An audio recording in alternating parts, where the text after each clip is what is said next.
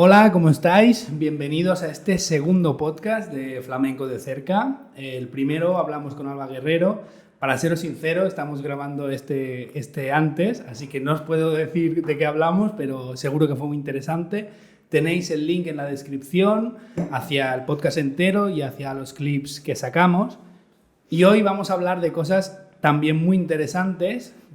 Hoy os traigo una flamencóloga que nos explicará pues, cosas sobre el origen del flamenco, sobre una serie de preguntas que tengo aquí preparadas. Si me veis que miro mucho es porque lo tengo en mi atril. Buenas tardes, María Jesús Castro, ¿cómo estás? Buenas tardes, Edgar. Muy bien. Bueno, antes de pasar exactamente a las preguntas que tengo, me gustaría saber un poco exactamente a qué te dedicas, qué es la flamencología. Bueno, primero agradecerte la invitación, que me encanta estar en tu programa, que sé que tiene mucha audiencia, mucho éxito A ver. Y seguro que va a tener... Bueno, me dedico, soy profesora titular del Conservatorio y del Liceo. Sí, me suena.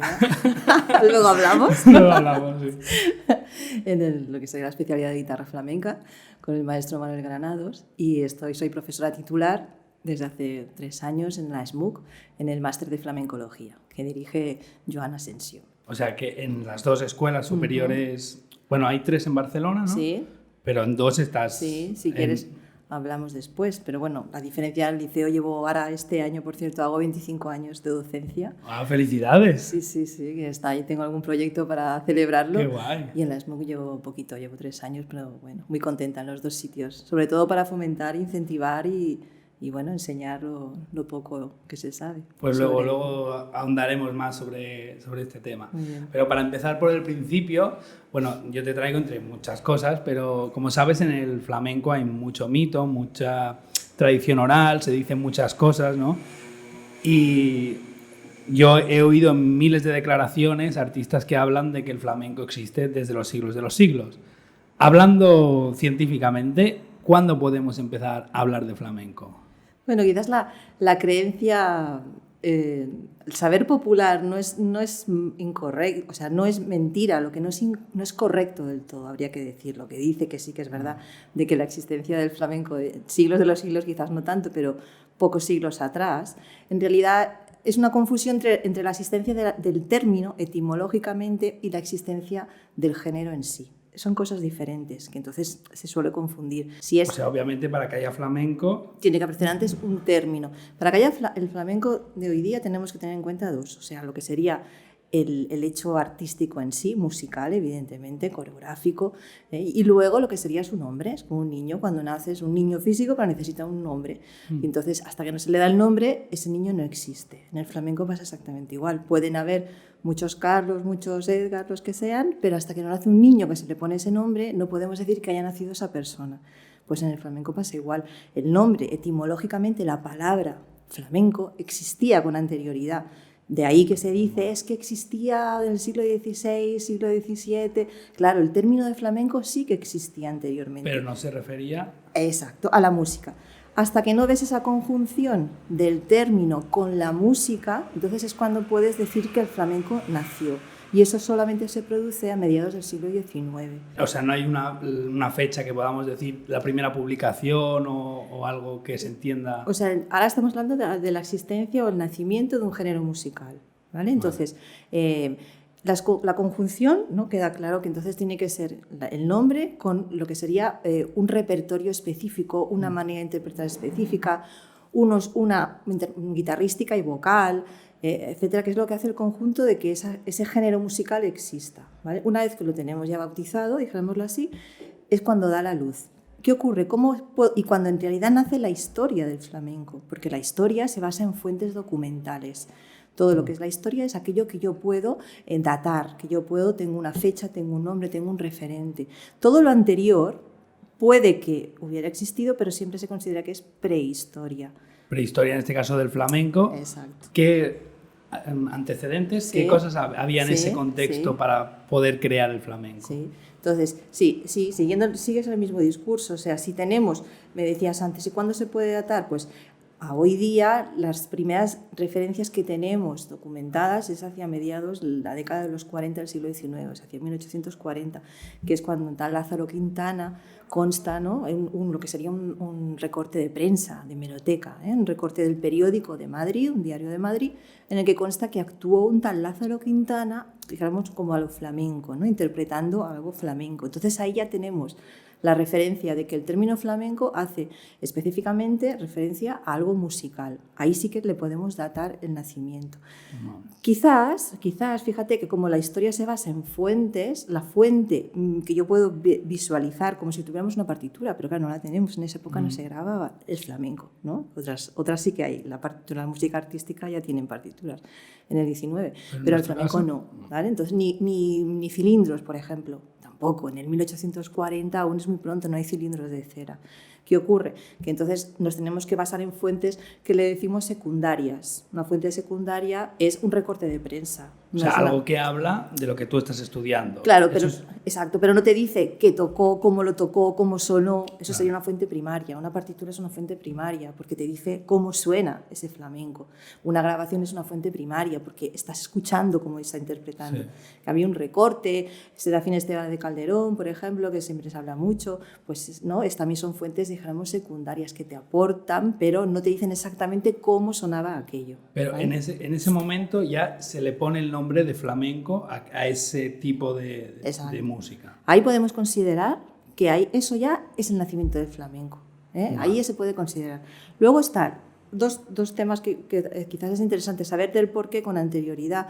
Exacto, o cómo se quería preguntar. O sea, ¿de dónde viene la palabra flamenco? Y lo que tú estás diciendo, antes de que se conjunten, ¿de dónde viene la palabra y qué música se hacía antes? Claro, esa es la investigación, dijéramos, continua, que aún no está concluida ni mucho menos. La flamencología está en esa tarea y entonces unas teorías, depende, se rebaten a otras. Es un poco eso te quería preguntar, porque hay varias teorías y unos son más propensos a que venga de los gitanos, otros más propensos a que venga del mundo judío. Exacto. Realmente, oficialmente o dentro del... No existe una primaria, cada uno defiende la que considera. Hay una tendencia, ¿cómo te lo resumiría? Que ha ido evolucionando según ha ido aportando los distintos flamencólogos, eso es verdad. Hubo una primera tendencia con los primeros investigadores, ¿no? Que tengamos, ya que le podamos decir flamencólogos, fue a partir de González Climent, en el 55, pero él no era flamencólogo, los primeros que podíamos considerar, pues Félix Grandes, ¿no? Ángel Álvarez Caballero, esta generación que era muy vinculada al mundo de la poesía. Y entonces que ya eran estudiosos propiamente del flamenco. Aficionados, pero dijéramos fuera del ámbito universitario.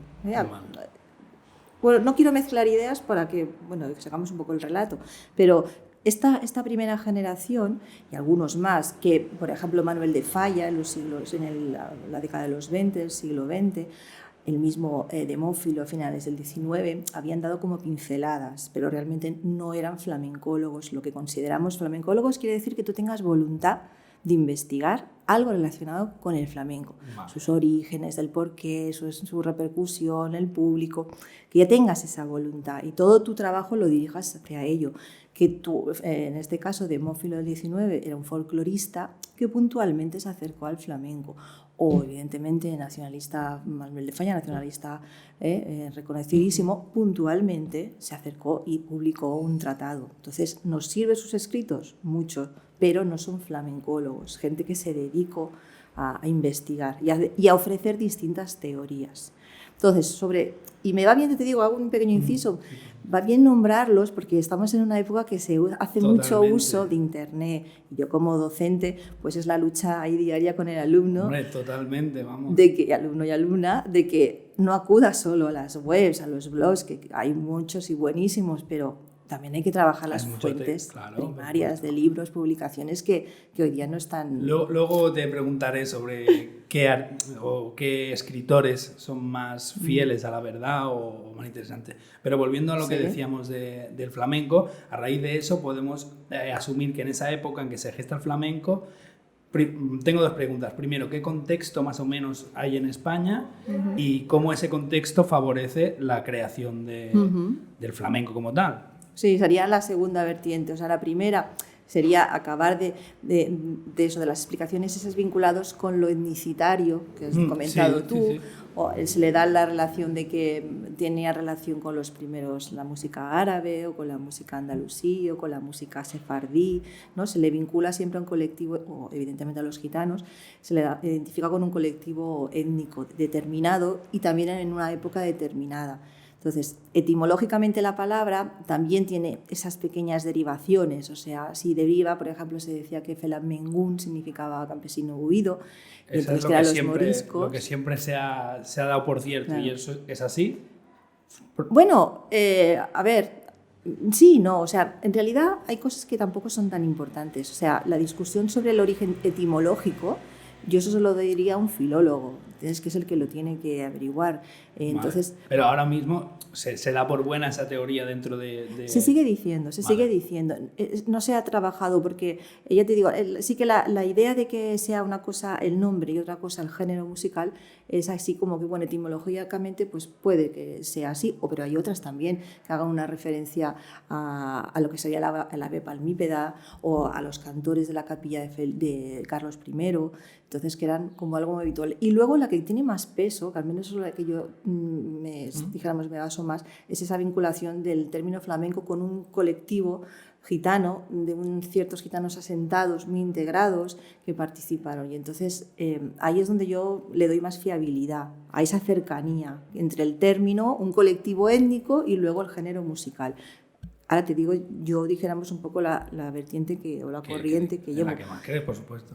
Pero que luego hay otras también, ¿no? Lo que pasa es que nos han seguido. Entonces, por un lado teníamos eso y otro lado la base musical, que es lo que me estabas preguntando, sí, ¿no? Decir, vale, ¿en qué momento? Evidentemente todas las estructuras musicales del flamenco, o casi todas, pero habría muy pocas que vendrían de fuera, ¿eh? O sea, hay una base... ¿De fuera te refieres? De España. De España, ¿eh? Sí.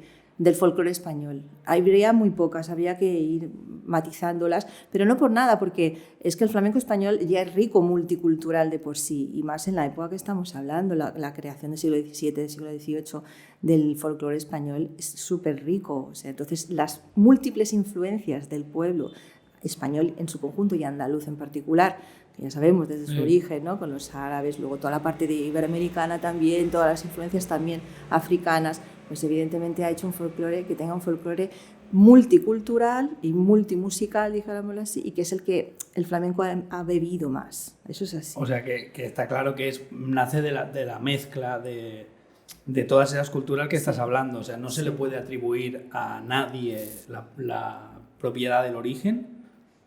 Bueno, yo habría que matizar. Para mí, dentro de estos flamencólogos que hemos dicho, que hay esa primera corriente que buscan los orígenes en los grupos etnicitarios y que para entendernos, que seguro que todo el mundo hace una conexión con Antonio Mairena, porque es un poco el que luego le dio continuidad. Exacto. Y lo focalizó mucho en el gitano, ¿vale? Esa primera, dijéramos, teorías de la flamencología, que eran muy etnicitarias, tuvo la parte más visual en la publicación de Antonio Mairena. Entonces es un punto de vista muy gitanista, que se dice, ¿no? Donde el gitano es el principal, es el primer precursor o el creador en exclusividad del flamenco, ¿vale? Entonces, a partir de ahí, dijéramos que las teorías un poco van evolucionando. Y entonces, estamos hablando más o menos en la misma época, salen a mediados de los 50-60 musicólogos que dijéramos ya son otra vertiente de la ciencia. Esto sí, evidentemente ya es científico 100%, porque ya pertenece en el ámbito. O sea, ya llega un punto en que ya se empiezan a aplicar las mismas requisitos que a la historia, entiendo. Exacto, exacto. Y en este caso de la musicología, que entonces con García Matos o Arcadio Larrea son personajes muy potentes de la investigación musicológica en España y que encima aportan todos sus conocimientos a la investigación del flamenco. ¿Qué tiene de curioso? Que esta nueva perspectiva que hasta ahora no se había aplicado van a ofrecer una diferencia en cuanto le van a buscar una conexión del folclore con el flamenco, pero directa. O sea, el flamenco es folclore, lo único ligeramente modificado. Y en esta ligera modificación, el gitano tiene un papel de intérprete, no de creador. ¿vale? Eso no lo inician ellos, porque tenemos una figura de Sújar, que lo tenemos con Demófilo en el 19, pero quiero decir que sus estudios comparativos en cuanto al folclore, ¿vale?, andaluz, o folclore español, con el flamenco, dice que las coplas de tonadas pues ya se encuentran en el pueblo, que sí, las tonadas de los pajaritos, que son melodías que ya había en el pueblo. O sea, ¿sabes? digamos, para entendernos, que el folclore español a la manera de cantar gitana es lo que tarde o temprano se acaba convirtiendo en flamenco, pero que el repertorio formaba parte del folclore andaluz. Vale, eso es la teoría, que es correcto, Sí. la teoría que inician una serie de investigadores y que luego se le da continuidad con Steingres sobre todo, luego pues Génesis García, Cristina Cruces, hasta llegar un poco a los actuales, ¿no? Pues que todos conocemos, ¿no? Pues Faustino Núñez, Guillermo Castro, los que están Y esta más es al la que día. tú entiendes, o sea, esta teoría... Esta segunda, Steingres la bautizó como flamencología científica. Steingres, en su trabajo, ¿no?, muy documentado, que además es uno de los que introduce al flamenco dentro de la investigación de la universidad, que es muy importante darle a cada uno su mérito. Y entonces lo que hace es diferenciar entre esa flamencología que había anteriormente, que estaba basada más en lo etnicitario y no tanto en el método científico, etcétera. Se diferencia mucho. Y entonces no solamente se diferencia en cuanto a método, quiere decir de las herramientas que tú utilizas para investigar, sino que encima también en buscar los orígenes, en orígenes diferentes. Entonces hay una continuidad. Se dice que en realidad el flamenco es folclore y la aportación del gitano sí, pero solo como intérprete. Vale. Ahí yo discrepo, ahí yo no lo planteo así. ¿Y cómo lo plantearías? Yo no lo planteo así. O sea, ¿tú crees que el gitano sí fue creador? O sea, en este proceso que se defiende de que hay como una evolución, que además ahí luego tiene mucho que ver el baile, ¿vale? Porque son formas folclóricas, entonces hay como una evolución de formas de escuela bolera, de ese baile más nacional, entonces luego hay elementos, ¿no?, como los jaleos y tal, que se convierten en la base coreográfica de los primeros estilos flamencos, pero mantienen un poquito ese discurso. Sí que es verdad que tamizado o aderezado con lo gitano, no se le niega autoría al gitano en ningún momento, pero siempre es como que el apunte más anecdótico, o sea, en el sentido de que, bueno, es más intérprete, que lo hace suyo lo que es de fuera y entonces... sí. ¿sabes? Y lo convierte en lo que ahora entendemos por flamenco. Exacto. Entonces ahí, claro, ¿qué pasa? Que se le da un papel pasivo al gitano. Como si el gitano, cuando hablo gitano, hablo con respeto del pueblo gitano, por supuesto, evidentemente. por favor. Ya lo sabemos. Sí, con respeto y al menos desde mi punto de vista con admiración, porque básicamente... Claro. Pero es el colectivo, dijéramos, ¿no?, que participa en ello. Entonces, claro, se le da un papel más pasivo en la creación. En esa teoría, que es la que tú consideras que no es exacta. Yo particularmente no. Vale. Particularmente nos faltaría algún elemento. Yo considero que tienen un papel más activo. Tienen un papel más activo. Aquí ha faltado, en España nos falta los estudios de gitanología, que son estudios científicos, una corriente teórica, que está muy al orden del día en Francia, en Inglaterra, en otros países del entorno. Y aquí específicamente no lo hay. Pero fíjate que el flamenco ha hecho mucho por esto. Es curioso, ¿no?, que justamente en España, que parte de la cultura tiene un papel muy importante el gitano, que no existen esos estudios. No existe. Se inició un poquito con el estudio de la lengua, pero los filólogos han estudiado algunos lo que sería la romanía, la evolución, la influencia en el castellano, etcétera, pero no lo existe. Y lo curioso, que hay que agradecer a estos primeros investigadores que sí que le daban tanto papel al gitano, por decirlo de alguna manera, que gracias a ellos hay mucha documentación al respecto, porque se molestaron, se preocuparon en, por ejemplo, leer toda la bibliografía escrita en inglés, que podías acceder, pero que en una época, en los años 60... Claro, no todo el mundo hablaba inglés y que había un esfuerzo superior, ¿no? Exacto. O sea, que sí que realmente lo que tú dices es de agradecer toda la gente que ha protegido ese han aportado. Y entonces, claro, cuando hay esa carencia, porque la hay, de ver cómo como grupo étnico qué comportamiento tiene, nos movemos más por los clichés. Pasa como el término flamenco, no es que sea incorrecto, pero claro, no es del todo cierto, porque nos faltan elementos de análisis. Y con el gitano pasa igual, nos movemos más con los clichés que con un análisis riguroso de, bueno, a ver, qué comportamiento, cómo la musicalidad para el pueblo gitano en general, cómo se manifiesta. Ellos que tienen un papel pasivo, ¿sabes?, ante la música, o tienen un papel activo, dinamizador de la cultura musical donde se asienta. Esa es la gran diferencia. Para mí tienen un papel dinamizador. El paso del folclore al flamenco no es lineal, no puede ser lineal. Tiene que haber, ¿por qué? Porque sencillamente el folclore como tal ya es rico. O sea, no se produce, tiene que producirse algún elemento más que dijéramos que crea un shock y forme un género musical distinto. Porque si no, al final sería folclore, pero hecho por otra raza, y no es así. No es así. ¿Cuál es el motivo? Que luego se dice, me hablabas un poco del contexto. Sí, estamos en la época del romanticismo, del gitanismo, andalucismo, todos los ismos que quieren decir, pues eso, ¿no?, que son las visiones estereotipadas de lo que es un gitano, la visión estereotipada de lo que es un andaluz o lo que es un español. Eso es verdad, que eso ayuda, dijéramoslo así, a que ese nuevo género musical pues tenga auge y que evidentemente pues haya un más éxito, sea más aceptado y más. Pero eso no justifica la creación musical de esas estructuras musicales. O sea, ahí nos falta un elemento. Por decir, esas estructuras musicales, ¿cómo variaron? O sea, ¿cómo, dijéramos, no se transformaron, pero cómo esos ritmos, o sea, cómo se le da más preponderancia a un parámetro musical que a otro? ¿Por qué?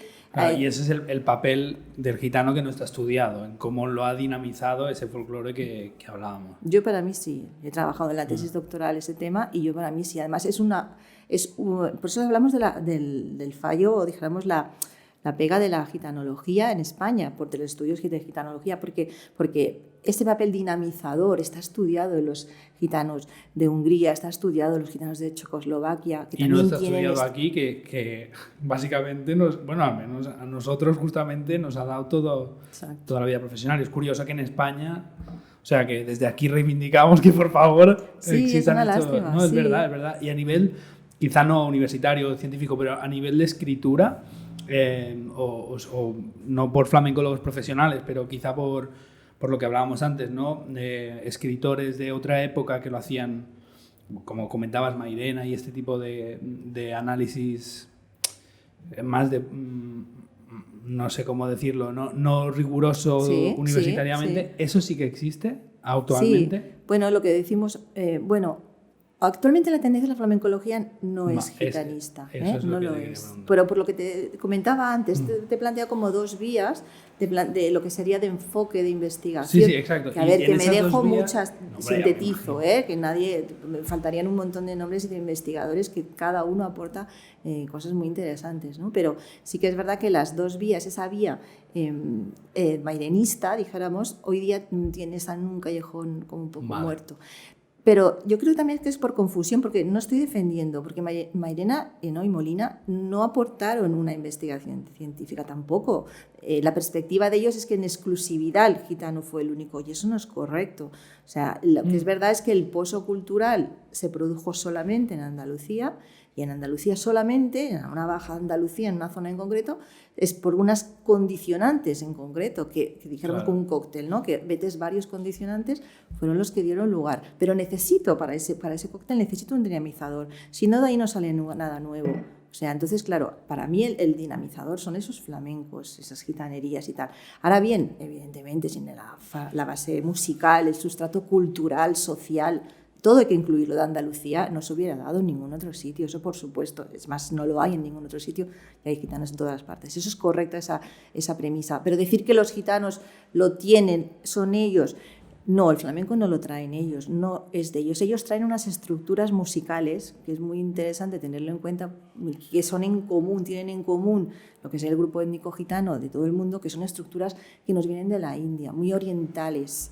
De aquí que el reconocimiento, ¿no?, de estructuras modales, exacto, de ritmos saxas, que todos estos ritmos que utilizamos en el flamenco, es como algo muy común en la cultura gitana. Ellos traen las estructuras, es como traer el abecedario, ¿sabes? No traer la lengua. Yo traigo un abecedario y entonces en base a eso luego lo encajo y creo una lengua nueva, que en este caso sería el flamenco. Lo encajo con lo que me encuentro. Que aquí me encuentro, claro, un pozo muy rico. Para coger un poco eso y seguir avanzando un poquito, ¿vale? O sea, entiendo lo que estás comentando, ¿no?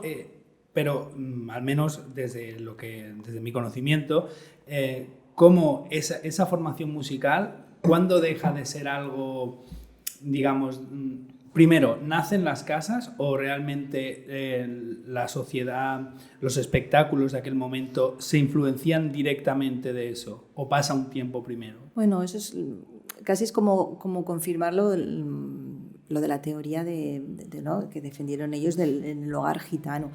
El que sea de las casas, fíjate, aquí volvemos a lo mismo, es darle un poquito la vuelta. Es decir, bueno, ¿qué significa? O creo yo entender qué significa, no sé qué pensaría Mairena, pero evidentemente yo cuando leo y sabes de la obra de Mairena, lo que le tengo que dar la razón en el sentido de que me está hablando de que esa transmisión se produce en el seno familiar. Entonces, a ver, hasta dónde hemos llegado, te tengo que dar la razón, porque evidentemente la transmisión de unas estructuras musicales se han producido históricamente muchísimo más en el seno familiar gitano que no gitano.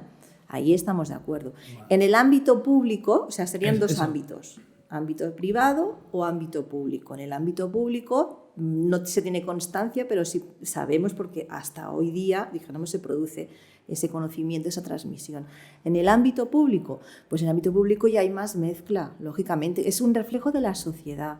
O sea, solemos tender a imaginar sociedades separadas, que es otra de las quizás reivindicaciones que podemos hacer, de decir, es que el pueblo gitano lleva aquí con nosotros desde el siglo XV. O sea, no acaban de llegar, no son inmigrantes, con todo el respeto a los inmigrantes. Sí. No, llegan, forman parte de nuestra cultura española. Y entonces, como tal, se les ha de reivindicar exactamente lo mismo. O sea, hasta hace muy poco, y es que es eso, no hay programas de estudio que analicen la cultura gitana en primaria, en secundaria, no hay una asignatura, no hay una referencia, coge un libro de texto. No lo hay.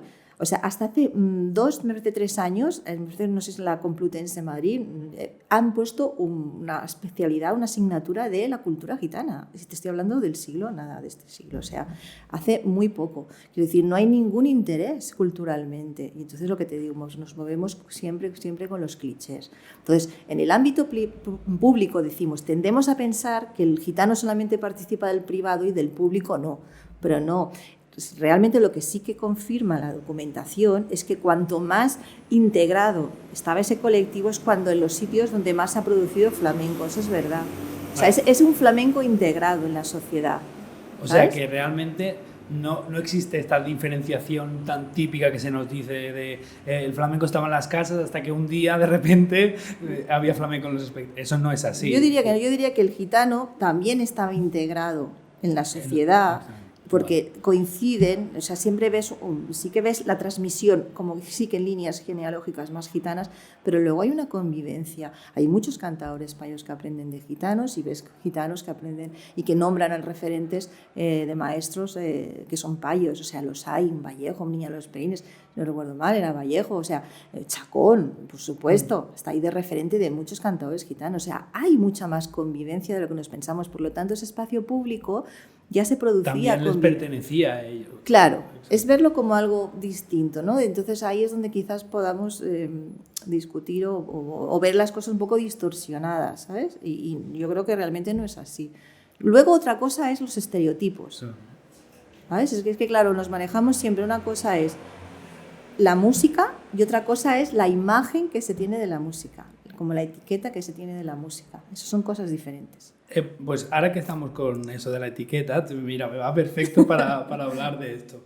Porque justamente por lo que hablábamos, tradicionalmente se asocia al flamenco con un tipo de cultura casi nacionalista o en el momento franquista, y cosa que a la luz está que los gitanos nunca han sido personas... A ver... Quiero decirlo bien, los gitanos siempre han sido marginados, incluso han sufrido expulsiones, y si es cierto que tienen esa relación con la cultura, ¿cómo se acaba asociando este tipo de cultura, entiendo que en un origen marginal, como parte del movimiento nacionalista? Bueno, viene de antes, porque habría que hacer esa diferenciación. Es diferente las estructuras musicales a las etiquetas que se le ponen. Son diferentes. Por eso, como hablabas de la etiqueta, sí. ¿Cuándo llega ese...? Claro, la etiqueta que preferentemente... Ahí te digo, yo inicialmente, yo veo una amalgama evidentemente cultural, eso es así, dinamizada por un colectivo que es el gitano. Sin el gitano no hubiera habido flamenco, igual que sin Andalucía no hubiera habido, sin estar en Andalucía no hubiera existido el flamenco.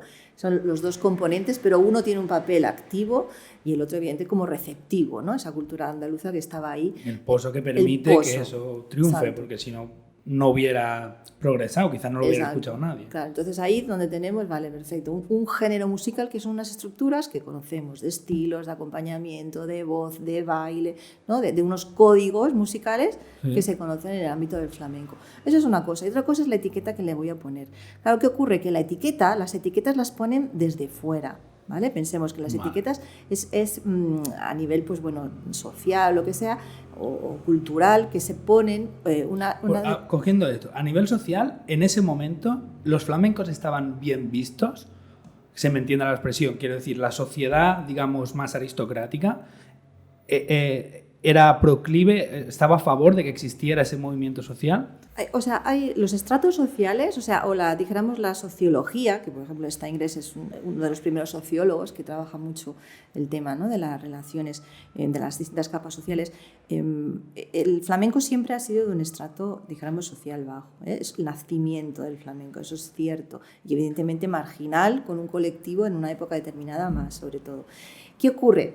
Que tú me dices, las clases altas, claro, fíjate que las clases es como una pirámide, ¿no? Entonces nosotros estamos en flamenco abajo y tengo unas clases altas, pero es que en medio, y más en el siglo XIX, que es cuando se crea la burguesía industrial, de la revolución industrial, etc., en esa burguesía intermedia, dijéramos, hay pues bueno, distintos, pero bueno, es como la más numerosa.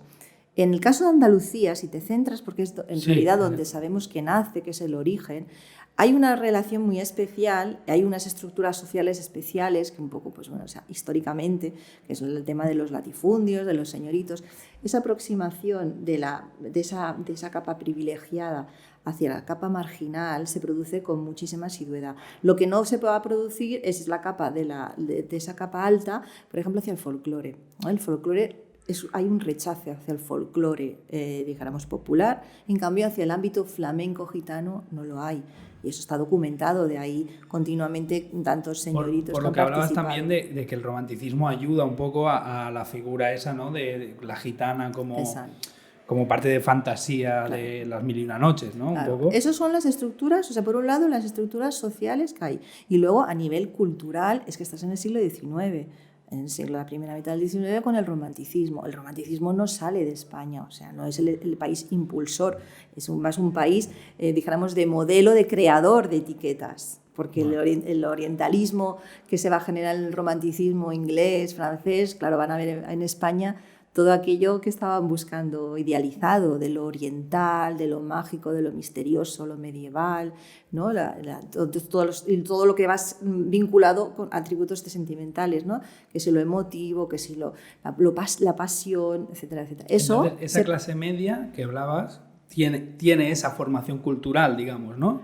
Sí, lo tiene las dos. O sea, lo de las clases medias va por otro lado. La formación aquí hablas más a nivel intelectual, la creación de estereotipos es más a nivel intelectual. Lo que quería saber es por qué, supongo que por relación histórica, ¿no? Pero ¿por qué esa clase media que aparece en ese momento en Andalucía, que hablabas del señorío, por qué tiene más acercamiento hacia el flamenco que no hacia el folclore, que es lo que estábamos comentando? La clase alta.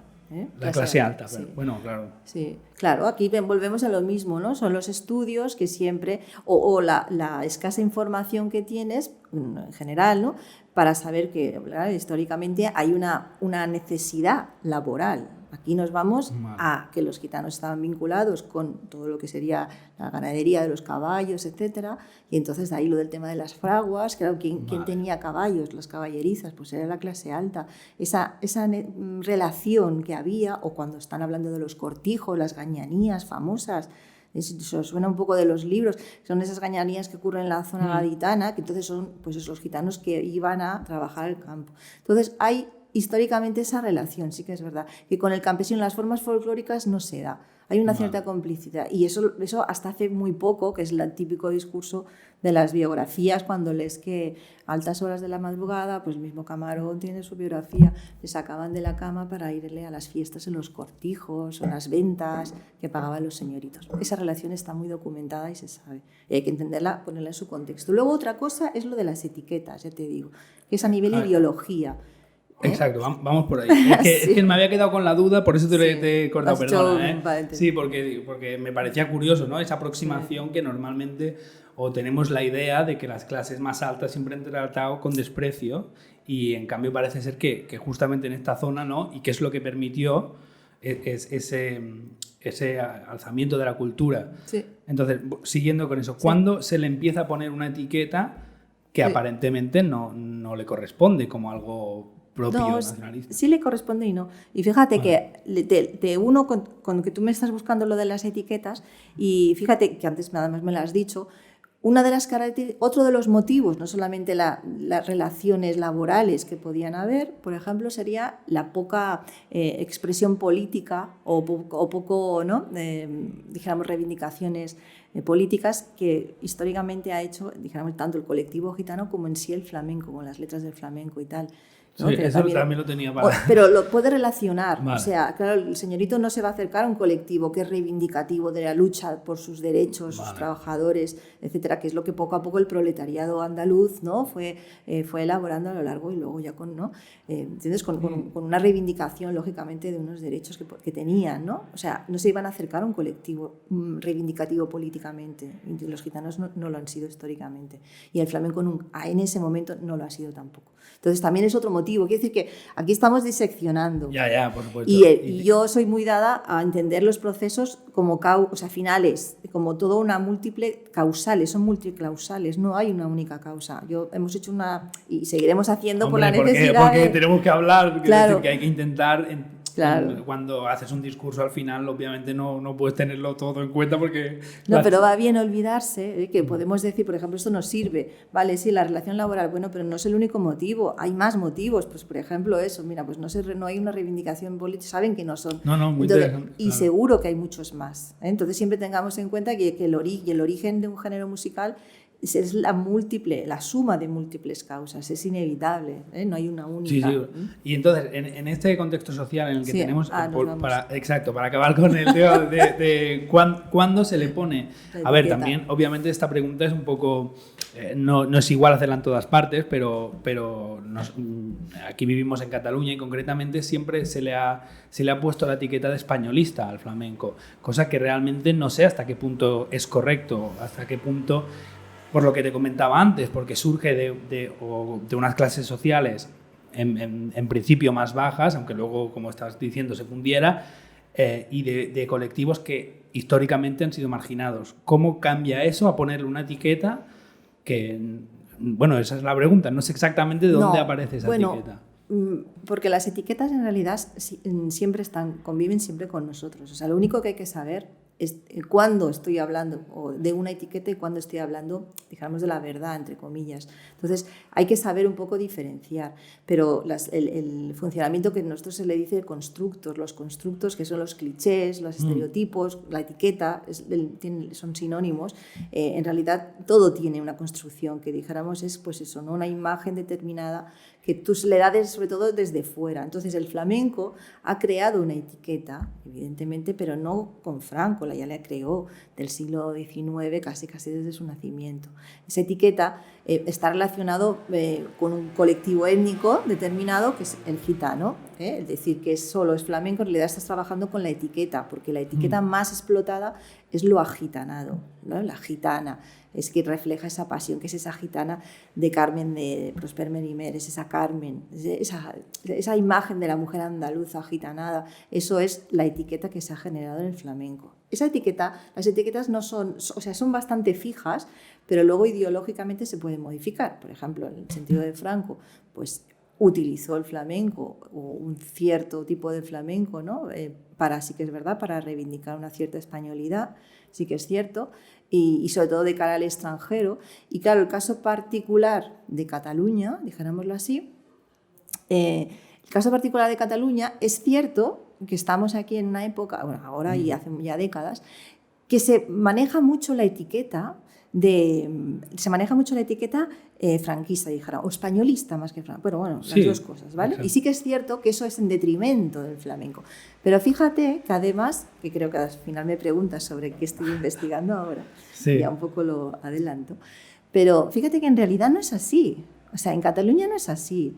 Si tú lo analizas, que es un artículo que ahora saldrá, resulta que las relaciones entre los nacionalistas catalanes y el flamenco han sido muchísimo más dúctiles de lo que parece. Cuando ha interesado... A nivel vivencial, claro, por supuesto, lo ha sido. Claro. Quiero decir, yo jamás en mi vida he tenido ningún problema ni conozco a nadie. Pero sí que a nivel institucional se utiliza como esta imagen. Se utiliza la imagen, porque Exacto. luego, desde que cuando ha interesado, se ha hecho uso. Puyol fue a pedir el voto. Iba a los barrios de Extrarradio, donde ahí había un gran pozo, además en esa época flamenco, y iba porque le interesaba. Cuando interesa políticamente, no sé, hasta ahora han estado abiertos cuantos tablaos en Barcelona. Esos tablaos han permitido, porque se han permitido y dar una imagen supuestamente españolista, porque lógicamente son rentables económicamente, porque el turista viene y pide el mismo tablao que pueda ir a Madrid o pueda ir a Sevilla, ¿entiendes? Entonces se le ha permitido cuando hay un interés. Lo que pasa que la imagen, lo que se vende del estereotipo es que no, en Cataluña los nacionalistas no queremos. Ellos lo venden desde ese punto de vista porque así se distancian, se separan de lo español y luego desde dentro también, ¿no? Dijéramos, pues un poco como que lo haces tuyo, pero en realidad no es verdad. En realidad, si lo analizas, no es tan verdad como parece. Los estereotipos tienen eso, hay que vigilar mucho las imágenes. Leeremos el artículo para enterarnos todo. Que por cierto, también os voy a dejar los artículos para que los consultéis, que la verdad hay muchos y muy interesantes. Y ya que estamos hablando de todo el tema gitano y ahora nos hemos centrado en Cataluña, me gustaría entrar un poco sobre los gitanos catalanes y cómo aquí se hace flamenco. A nivel histórico, ¿cuándo hace que existe flamenco en Cataluña? ¿Cómo se asienta y cómo se crea la rumba y si eso forma parte del repertorio flamenco? Un poco ese es mi interés. No, hay varios, o sea, serían como doble respuesta. Me dices, ¿desde cuándo hay flamenco aquí? Que bueno, hasta te la puedo contestar enlazándola. Eso ya, vamos. Eso es para sacar el 10. Exacto. Te la puedo enlazando con lo que hemos dicho antes, Exacto. con los estereotipos, ¿vale? De acuerdo. Volvamos. Según los estereotipos que se manejan siempre, en Cataluña y fuera, desde el resto de España, la visión que se tiene del flamenco en Cataluña, el flamenco existe desde la llegada de la inmigración de los años 60, 50-60, a Cataluña, con esa gran inmigración de más numeroso número de personas que llegó. Entonces, a través de ese colectivo, dijéramos, es cuando se produce un flamenco real, auténtico, y es lo que, dijéramoslo así, ese estereotipo va a reivindicar continuamente los nacionalistas, que son los andaluces los que vinieron y lo trajeron, etc. ¿Vale? Entonces, ¿qué resulta? ¿Ese estereotipo es cierto? ¿Es correcto? ¿Las fuentes nos dicen que antes no había flamenco antes de los años 50 o 60 en Cataluña? Esa es la pregunta. Claro, esa es la pregunta. Por eso hay la importancia de las fuentes. No trabajar con el estereotipo que se vende en medios de comunicación, hoy día redes sociales, políticos, sino trabajar con la fuente real. Venga, ¿qué me dice la fuente? ¿Dónde está la primera noticia que hay de flamenco en Cataluña? ¿Dónde puedo encontrar? Pues claro, te vas a hemeroteca, entonces, pues bueno, investigadores, que también hay que nombrarlos, de investigadores de aquí, como Francisco Hidalgo, que es uno de los primeros, ¿no? O Rafael Núñez, o Axé, hay varios que han hecho un trabajo muy bueno. Inicialmente, pues resulta que las primeras documentaciones, 1880, él nombra el primer café cantante en Barcelona, ¿vale? Tenemos una referencia. Hostia. Desde 1880 Claro. hay una referencia de un café cantante en Barcelona. Entonces, claro, ahí ya... Totalmente, la imagen que teníamos preconcebida no es ahí cierta. está, ahí está. Te plantean dudas. Hombre, entonces, si hay un café cantante y hable de canto flamenco, volvemos a lo mismo. Tiene que ser que aparezca el nombre con el término flamenco. Si no, podría ser café cantante de otro tipo o género musical. No. Tenemos esa primera documentación y a partir de ahí un montón. A partir de ahí un montón, de los años 90, de finales del siglo XIX, hay muchísimo, por supuesto, principios del XX, etc. Entonces, ahí está. ¿Con qué te mueves? ¿Qué te interesa? ¿Cómo investigas? ¿O cuál es tu tu duda, sí, ¿no? Tu planteamiento, ¿con el cliché o con la fuente? Entonces, claro, hay diferencia entre a nivel de, cosa. o sea, pues ya que estamos hablando, entonces entiendo que realmente sí que había un flamenco en Cataluña, que es lo que tú estás diciendo, que existía antes de que llegara esa inmigración, y entonces Sí. ese flamenco, digamos que es autóctono, o sea, Claro. aparece exclusivamente en Cataluña, o es el mismo que viene de Andalucía. Bueno, ¿tú qué crees la respuesta? Ya me voy a mi papel de maestro. No, la retiro. La retiro. No, porque es muy fácil responderla. Porque es muy fácil. A ver, en el flamenco, orígenes, solo hay uno. Es como la fuente de un río. A ver, exacto, ¿cuántas fuentes? Sí, claro, hay distintas. No dices, hombre, no sale de una fuentecita. Pero en el mismo entorno hay varias fuentes que hacen que salga un río. Pues eso igual, vendríamos a ser lo mismo. Hombre, no sale de una única, no sale solamente de Jerez. No, hombre, no, te digo, Jerez, Cádiz, Sevilla, ¿no? Unos Triana, tal. Pero todo eso es el inicio del río, evidentemente. Y eso solamente hay un origen, que es esa zona de Baja Andalucía. Claro. Eso es así. Y entonces a partir de ahí se expande. ¿Pero por qué se expande, por ejemplo? Siempre, la investigación es eso, preguntarse siempre, eso, hacerse preguntas. Sí, porque es la que te iba a hacer. ¿Por qué? ¿Cómo sucede eso? Claro, porque se expande, lo mismo. ¿Qué motivos puede haber, puede tener para llegar a Cataluña? ¿Qué factores pueden haber en Cataluña que haga que se arraigue además en décadas? Fíjate que antes hemos empezado hablando de que la década de los 40 del siglo XIX, o sea, ponle 1840. Entonces, que si además tenemos la información, que es una gaceta de Madrid, que además que vienen de Andalucía, que igual ya en 1830 ya por ahí había, pero bueno, cojamos la de 1840. Solamente estamos hablando de 40 años de diferencia entre que nace hasta que aparece en Cataluña la primera información. Entonces decimos, ¿qué interés puede haber? O sea, ¿por qué en Cataluña en época tan cercana y en otras zonas, por ejemplo, no? Sabemos que en Madrid también, pero pues ponte pues que en Galicia, por ejemplo, no. Porque no tenemos documentos. O sea, por lo que estás diciendo, ahora me estoy poniendo yo en mi papel de alumno otra vez, pero por lo que estás diciendo... Tienes que decirlo que fuimos alumno. Claro, tenía guardada la sorpresa, pero sí, fue mi profesora en el conservatorio del liceo, por eso la tengo como un gran referente. Y ya me estoy retrotrayendo porque yo también me encanta, tengo mucha curiosidad y me encanta saber cosas de flamenco, y ahora necesito saberlo ya. Entiendo que Madrid, al ser ciudad, y Barcelona, al ser puerto, siempre han tendido a, uno, a que haya más concentración de gente que se busca la vida, y dos, a que haya más multiculturalidad. Claro. Entonces, es más fácil que se permita que exista el flamenco en ciudades. Claro, que haya una mayor conexión en centros urbanos, por ejemplo, lo que hablamos, dentro de esas múltiples causas. Evidentemente, el ser centros urbanos, ser ciudades grandes, comunicadas entre sí, porque están comunicadas en esa época y mucho, con todas las distancias, ¿no? Que no es como hoy día, me vengo a decir, pero lógicamente son grandes ciudades de España que estaban comunicadas. Luego, pues un factor sí que es verdad que ahí volveríamos a las etiquetas de una demanda social continua de lo andaluz, el andalucismo que decimos, o de lo gitano. El gitanismo estaba de moda, en Cataluña se bailaba fandangos exactamente igual que en el resto de España. Jotas, boleros, fandangos. La escuela bolera tiene aquí un peso muy, muy importante. Luego con el Teatro del Liceo, etcétera, con el maestro Joan Magriñá. O sea, hay una serie de componentes que facilita que esas estructuras musicales que vienen del sur sean atractivas, que a la gente les gusta y se integran.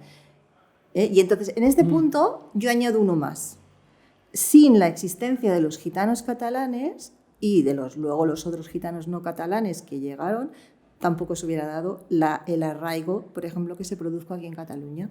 Pues no cogiendo esto mismo que estás diciendo, ese arraigo, o sea, el flamenco cuando llega aquí, entiendo, es de una forma muy pareja, porque es lo que tú dices, viene de allí. ¿Cuándo se empieza a transformar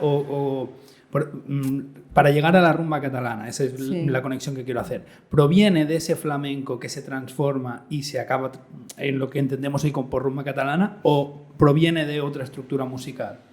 La rumba catalana, el término es mejor ponerle rumba gitano-catalana. Así lo entendemos mejor. Tienes razón. No, en general, para entender un poco la evolución. Yo te digo, sin el papel del gitano-catalán aquí, del grupo étnico o subgrupo étnico del gitano-catalán, no se hubiera entendido el arraigo del flamenco con tanto pozo, porque son, lo que hablamos antes, no son solo intérpretes, son creadores. O sea, darle solamente la calidad de intérprete es como, digo, es muy poco flamenco, porque sabes que el flamenco es intérprete y creador a su vez. Totalmente. A diferencia del clásico, que la música clásica hoy día son más intérpretes que creadores, ¿no? En origen no. Pues entonces el gitano hay que darle ese papel activo, tiene un papel activo, no solamente tiene un papel pasivo de interpretar y ya está. Entonces, esos gitanos van a favorecer, dijámoslo así, pues esa dinámica digamos, pues eso, tan positiva como para que haya un arraigo, no solamente ellos, la sociedad catalana en su conjunto lo aceptó. Hombre, claro, también, sí, si no se hubiera quedado una marginalidad y no fue así. No, exacto, había un gusto en los escenarios de los teatros catalanes en ver estructuras musicales, te digo, en escuchar, en ver tanto flamenco como formas cercanas. Entonces, los gitanos catalanes, ¿qué ocurre con los gitanos catalanes? Los gitanos catalanes son un subgrupo dentro de los gitanos españoles que tienen sus diferenciaciones, sus especificidades. Entre ellas, pues es por ejemplo, la lengua, el dominio de 2 lenguas. Hablan el catalán, el castellano y también el catalán, especialmente el catalán, pero son bilingües en realidad, no solamente hablan catalán.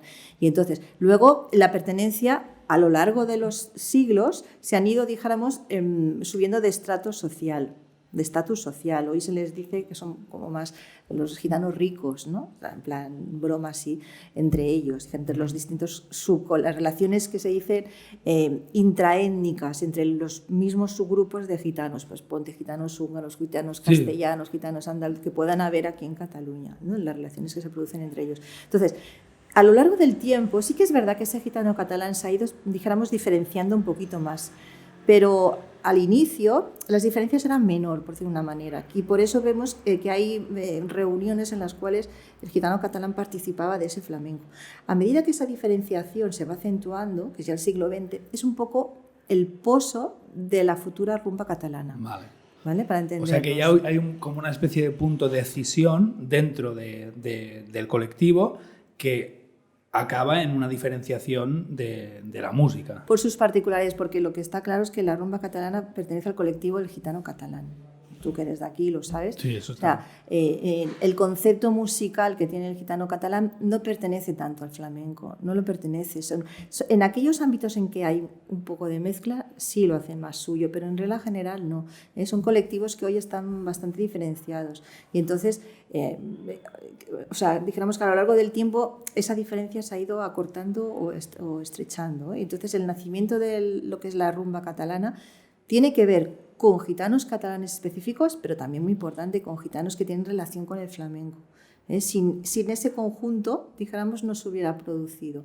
Pero sí que es cierto que la adoptan y la hacen suya y le dan una identidad particular los gitanos catalanes, que no se la dan los gitanos no catalanes. O sea que, siguiendo con esto, o sea, no entenderíamos la rumba catalana como parte del flamenco. Como palo no lo es. No, como palo dentro de la teoría no lo es. Y ahondando en esto, para entrar en el tema del repertorio, ¿no? Bien. Que también teníamos una asignatura que era repertorio, o sea que vamos, estoy aquí pasando un examen que...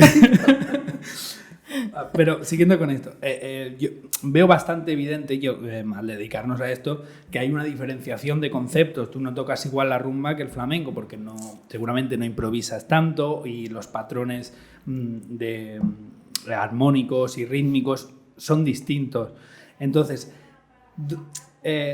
mi pregunta es, para enlazarlo con esto, ¿dónde está el límite de lo que podemos entender como parte del flamenco? Porque hay mucha música que es aflamencada, que corresponde más a ese tipo de armonías prefabricadas, pero que popularmente se conocen como flamenco. Y si ya la rumba catalana entendemos que no es un palo, ¿qué pasa con, pues eso, todas las rumbas, desde Los Chichos hasta Rosalía? Todo este abanico tiene algunos patrones de música flamencada, pero evidentemente no forma parte del repertorio flamenco, o esa es mi percepción.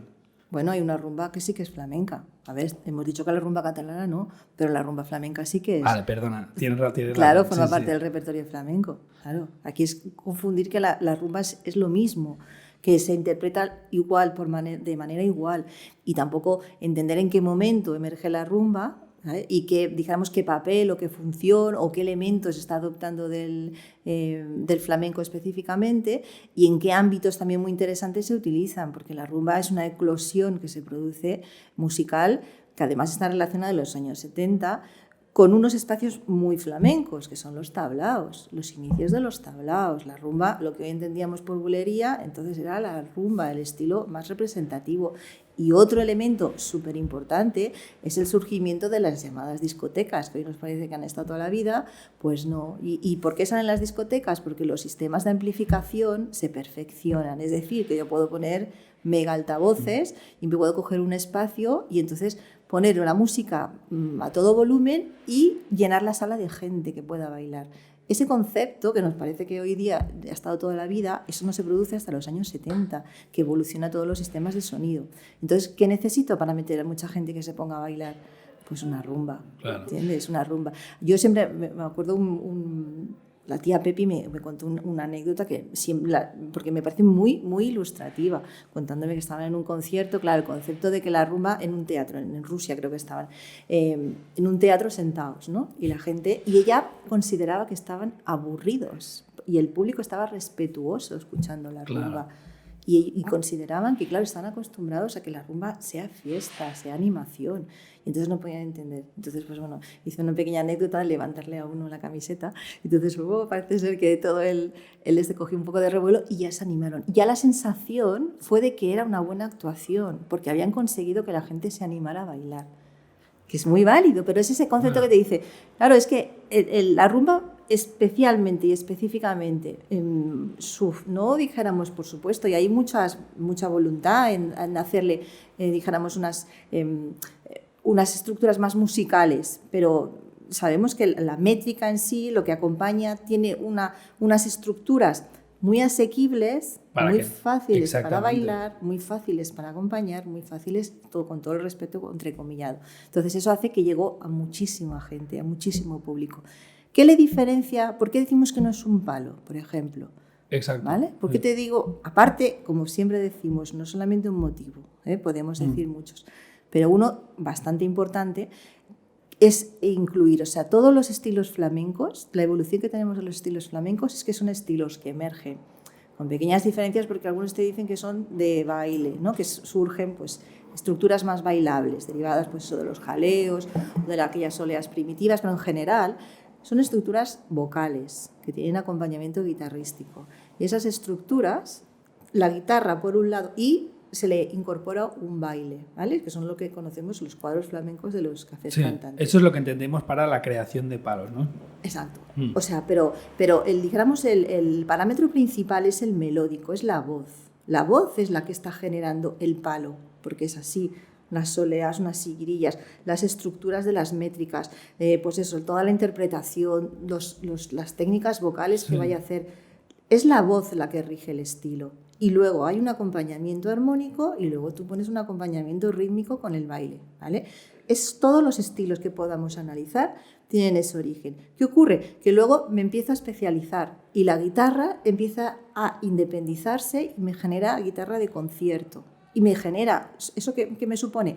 Generar a su vez armonías nuevas, recursos nuevos, técnica nueva, todo lo que hasta llegar, sabemos la figura de Paco Lucía, pero hay muchísimos antes de Paco Lucía que contribuyeron a todo esto. En el baile exactamente igual, o sea, de un origen, dijéramos, se va desmembrando, ¿eh? Entonces, ¿qué le pasa a la rumba? Que la rumba no tiene esa triple especialización, o sea, la guitarra, tú lo sabes, la guitarra por sí sola, o sea, los rasgueos característicos de ventilador, que es lo que le da mucha identidad, no generan obras de concierto, dijéramoslo así, específicamente solo, ¿sabes? Claro. A nivel de baile, a nivel coreográfico, a nivel todo el mega, la polirritmia es tan rico que tiene el baile flamenco, o sea, que es vamos, casi innombrable, o sea, no lo produce el baile, no genera tantas especializaciones. Y también, no sé si es así o no, pero realmente, por lo que estás diciendo, me viene a la cabeza que mucha gente que canta rumba se toca la guitarra, mientras que eso no pasa en otros palos. Claro. En otros palos, como tú dices, necesitas de un guitarrista especializado. Sí.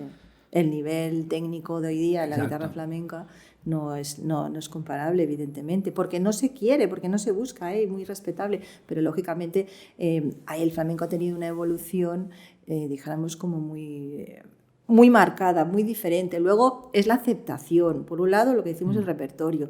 Por un lado es la aceptación de cómo se integra en toda esa discografía, de cómo los intérpretes lo hacen suyo, de cómo se, a su vez, por ejemplo, eso crea diferentes versiones, diferentes variantes, muy dado, ¿no? Pues yo tengo unos estilos y a partir de esos pues genero otros estilos, ¿no? Sirillas, pues serranas. Voy ahí generando, a partir de uno madre, pues generas otros alrededor. En las rumbas no se produce. En la rumba, igual pasa como un poco el garrotín. Es garrotín, claro. es rumba. No tengo... Hombre, la rumba catalana desde Girona, sí. Desde Sí, Girona, ya te entiendo, vale, pero no es lo mismo Perpiñán. que la soleá de Triana o la soleá de Alcalá. Claro, a partir de la soleá, tú imagínate todas las soleás que tenemos, claro. diferenciaciones. No la hay. Las rumbas de Perpiñán, de los gitanos catalanes que hay ahí también, son rumbas catalanas como las que puedan ser. Hay las diferencias... es que ni idiomáticas, ¿sabes? O sea, son mínimas. Entonces, claro, es eso. Son más modelos canción, pasa el garrotín, ¿sabes? Y entonces, a partir de ahí, que se introduzca o no en el flamenco tiene mucho que ver con el colectivo. La rumba catalana es rumba del gitano catalán. Y ese colectivo difícilmente se mueve en los mismos ámbitos que el gitano, dijéramos, castellano, que le dicen aquí, que es el que hace uso del flamenco. Pues mira, cogiendo también esto que último que has dicho, que aparte de los gitanos catalanes, que sí que existe esa diferencia que estabas hablando, has dicho que la rumba es más modelo canción. Y eso es cierto, es así, porque no hay lo que hablábamos antes, no hay esa improvisación. Normalmente las letras son estructuradas y quizá puedes juntar muchas canciones, pero son canciones.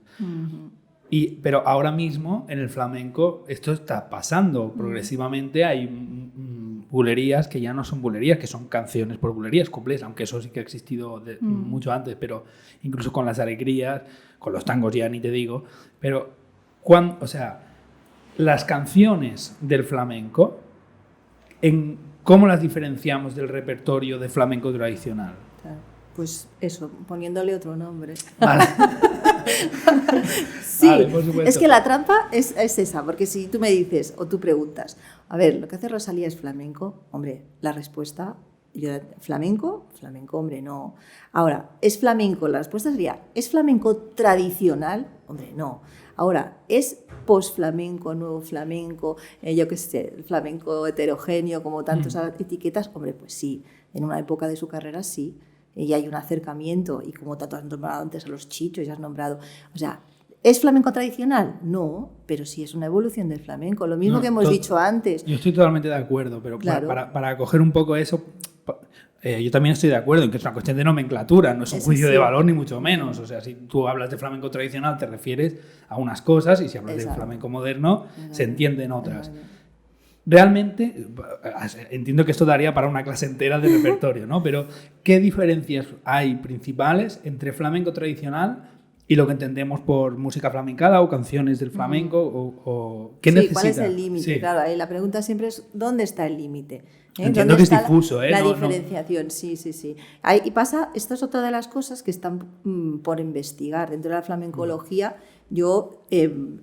casi que aportaría aquello de decir, vamos a hacer una nueva flamencología que, entre otras cosas, contemple este nuevo flamenco. Este flamenco porque en realidad es una evolución, lo que hemos dicho antes, ¿no? Teníamos unos repertorios que a partir de unos estilos iniciales, vocales principalmente, se desarrollan otras estructuras y que van a dar lugar, pues dijéramos, a toda la riqueza actual a medida que van pasando las décadas. Sí que es cierto que esa misma evolución te lleva, como es normal, a llegar a fusionarse, a mezclarse con otras músicas, teniendo en cuenta que desde un origen también ha sido fusión, eso está claro. Pero, ¿qué límites? Claro, la pregunta está, ¿qué límites puede tener? Al poner la palabra límites parece, no estoy muy a favor porque no quiero que la gente entienda que no puedo hacer esto porque ya no es flamenco. No iba tanto por ahí, sino sí que es cierto que en el flamenco tradicional hay unas condiciones que tienen que conocer los artistas que no tienen por qué ocurrir en una música flamencada. Es decir, para tocar por bulerías tienes que saber acompañar, para tocar la canción de nostalgias en cuplé no tienes que saber acompañar. Por ahí vamos. No, hay unos elementos. Es pensar, primero es decir, ¿qué es lo que caracteriza al repertorio flamenco? ¿Qué le diferencia de otras estructuras, por ejemplo, del folclore andaluz. ¿Qué tiene de diferente de otro folclore nacional? Porque cuando dices flamenco, ¿qué es lo que sí que tiene que tener o reúne unas condiciones? Si hablamos de música, pues eso, uso de unas cadencias, de un modo flamenco, uso también de armonías tradicionales, modo mayor, sobre todo. Luego, vocalmente son cantos melismáticos, no tan silábicos, ¿no? Hacen mucho uso de esmelisma, mucho uso de recursos, lógicamente. Muy importante la métrica rítmica. Es muy importante en el flamenco tener esas estructuras cíclicas de 12, de 5 tiempos, de 8 tiempos en las cuales se mueve el conjunto de los músicos que están tocando, ¿vale? Y lo de la voz lo he dejado, pero tiene mucha importancia, que ¿no? Si viene Alba, os lo comentará porque está muy bien esa importancia de esa impostación de la voz, ese uso de los recursos, esos melismas, etc. Por cierto, ese timbre tan característico, si voces más, ¿no? Más rajadas o voces más laínas, eso le da mucha identidad y mucha personalidad al flamenco. Entonces, escoger y luego tengo muchos más, pero... Bueno, pero tampoco... No, pero de esos que tienes, sí. Tú pensemos cuál es el que más identidad le da al flamenco. ¿Qué es lo que más te llama la atención? El ritmo. Siempre. Sí. Siempre es el ritmo. O sea, el ritmo es el parámetro principal que tenemos en el flamenco y evidentemente donde más se trabaja, donde más se sigue cuidando, hágase lo que se haga. ¿Por qué? Porque es un poco la raíz, donde vas a la base. Entonces, eso, o sea, instrumentalmente es el ritmo y luego vocalmente también, vocalmente el uso de esos registros, de esas tesituras, ¿no? Esos timbres, eso es muy característico. Una voz, la voz se tiene que dijéramos que relacionar con tiene que sonar flamenca. Luego ya con Alba hablaremos de qué significa eso, pero tiene que sonar. Cuanto más te suene, si tú puedes hacer muchas fusiones y tú puedes desvirtuar armonías, puedes desvirtuar la forma, que también es muy importante en el flamenco, las estructuras de los cantes, tú las puedes desvirtuar, puedes coger poemas en vez de hacer cantes, puedes hacer canciones, puedes hacer boleros, pero cuanto más te quieras acercar, harás más uso tanto de la métrica como o de una o de la otra o de las dos. Y cuanto más te quieras alejar, pues entonces te distanciarás de esas métricas, de esas voces y de esas armonías. Entonces es un poco la lección, ¿sabes? Lo que decimos, ¿no? ¿Dónde puedes considerar que hay un mayor acercamiento al flamenco tradicional o a un post-flamenco o flamenco fusión? Pues cuando tenga un mayor número de parámetros los que hemos dicho, lógicamente se acercará más al flamenco tradicional. Cuanto menos, más se empezará a alejar. Entonces, se puede decir a todo ese conjunto, ya te digo, pues flamenco, fusión, y luego analizar qué grado, exacto, claro, qué grado tiene. Desde luego es una visión mucho más interesante. A ver, yo sinceramente creo que el único motivo de discusión es porque cada vez más este nuevo tipo de flamenco, o post-flamenco, como la flamencología del futuro lo ponga, está adquiriendo espacios que le pertenecían tradicionalmente al flamenco tradicional, como podría ser pues lo que habíamos, como que la Rosalía cantara en la Bienal, que no me parece mal, no es un juicio de valor ni mucho menos. Y ahí es donde la gente que se ha dedicado tradicionalmente al flamenco más puro, más tradicional, eso es mejor decirlo así, pues ahí se genera ese debate y esa mini pelea que hay, ¿no? Dentro del flamenco de dónde está el límite. Sí. Pero bueno, lo que decíamos es eso, que eso ya lo estudiará la nueva flamencología. Claro. Sí, sí. Mira, voy hasta pasar de página. Pero para hablar de esto de la flamencología, y ya metiéndonos más en tu campo, o sea, en ti como escritora, como divulgadora, hablábamos del repertorio y yo recuerdo perfectamente tu libro de repertorio del flamenco y todo eso. Entonces, dentro de todo ese juicio que se hace sobre el flamenco, bueno, juicio no, sobre el estudio, digamos, sobre el flamenco, ¿cómo distingues a la hora de escribir qué datos puedes considerar veraces y qué datos provienen de la cultura popular y que no siempre tienen que ser basados en la realidad? O sea, ¿qué proceso sigues? No, siempre como hemos empezado, o sea, los musicólogos o los flamencólogos cualquier científico que te mueves en una rama científica te tienes que basar en las fuentes. En las fuentes, te digo, es que hay mucho tipo de fuente, no solamente, cuando entendemos fuente, entendemos solamente los libros. Y no es verdad, te digo, una partitura, una grabación sonora, un audio, un recorte de prensa, esos son fuentes. La literatura, etcétera, un cuadro, esos son fuentes. Tienes fuentes que te pueden servir. Perdona, a nivel de lo que decía el repertorio, perdona, era...